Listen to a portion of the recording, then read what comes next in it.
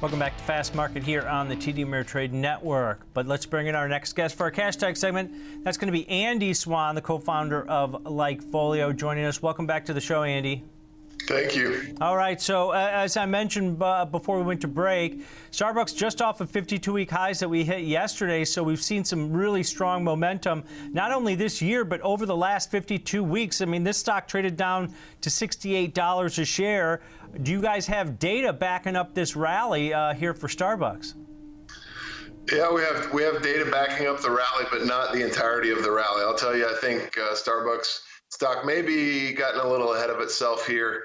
From LikeFolio's perspective, we're really seeing the start, we think, of perhaps consumer backlash against Starbucks' strategy of raising prices on its users. The company has come across and said, outright that the number of customers has not reached, those pre-pandemic levels.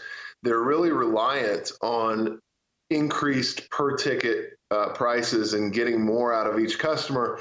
They're doing that by expanding their menu, which is great, but also by increasing prices. And in fact, they're even now charging an upcharge in a lot of locations for, getting your drink with light ice or no ice. And customers are starting to push back against that a little bit. I think they've kind of hit the limit of what they can do from a price raising perspective and how much they can pass through. And I expect the company to come across in its earnings call and start to admit that when they come out. And so, overall, we think, Starbucks, very good company, very, very good and loyal customer base. The mobile app usage continues to improve and continues to be a bedrock of how this company creates such a loyal customer base, but the price raising strategy is starting to test its limits, and we think Starbucks stock is as well.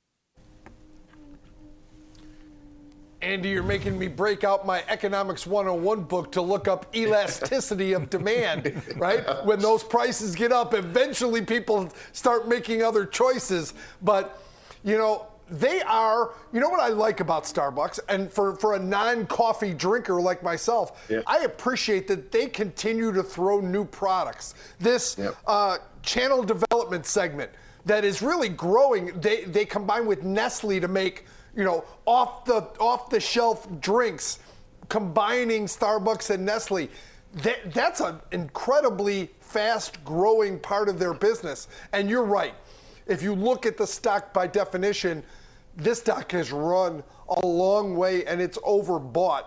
And they depend a lot on the China recovery for this stock to stay up at these levels or continue to go higher.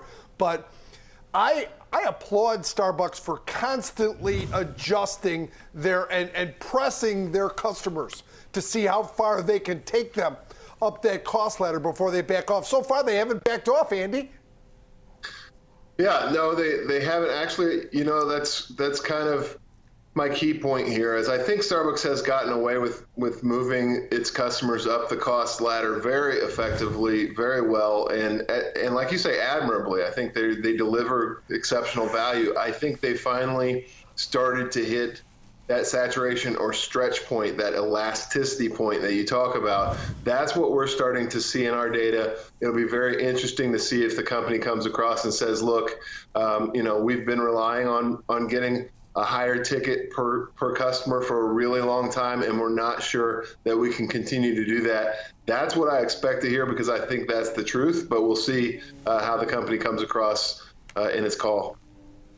Andy, you know how they get you, and they've got a great segment with their loyalty program and the stars and ordering on the mobile app. But that's the problem, I think, for a lot of people is, like, when I'm ordering a couple drinks and it comes out to $14, I don't really pay attention to it because it's linked to my app and my payment. And then I look at the receipt later on when I get a notification. I'm like, what did I spend on 2 drinks? So they kind of get you there. But do you guys consider this at LikeFolio? Because we've seen brand names do really well this earnings season. McDonald's a perfect example. Yeah, it was overbought on a technical level, as Kevin mentioned Starbucks is. But at the same time, is Starbucks more of a staple now than a consumer discretionary item? Because that's what kind of gets me at this point, is that this might be a staple where people aren't going to give it up.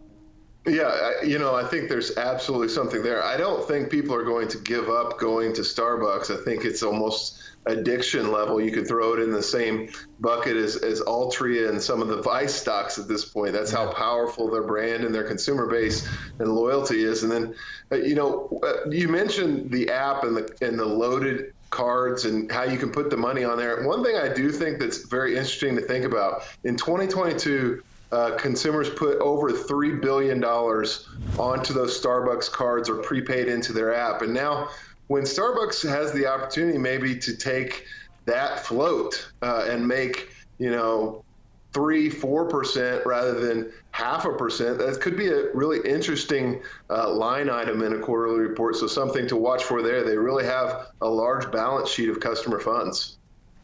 Yeah, and Andy, when you look at this, scale is I think key here. 36,000 stores worldwide. I know you guys don't cover a lot of data overseas on China. I think that's going to be a key point in the report this time as they've reopened more. But when you look at this, what kind of earnings score do you have on this one? As I mentioned, just off of 52-week highs. Yeah, slightly bearish. I think it's purely because the stock has run up so much. Like you say, there's a caveat in there. We don't know very much at all of what's going on in China. We rely on the company for that. But from a U.S. English-speaking perspective, we think they've hit their limit with how far they can push the customer on a per-ticket price item. And we think that the stock is due for a pullback on earnings. All right, great stuff, great data as always, Andy. Appreciate it. Thank you. Have a good one. Yep.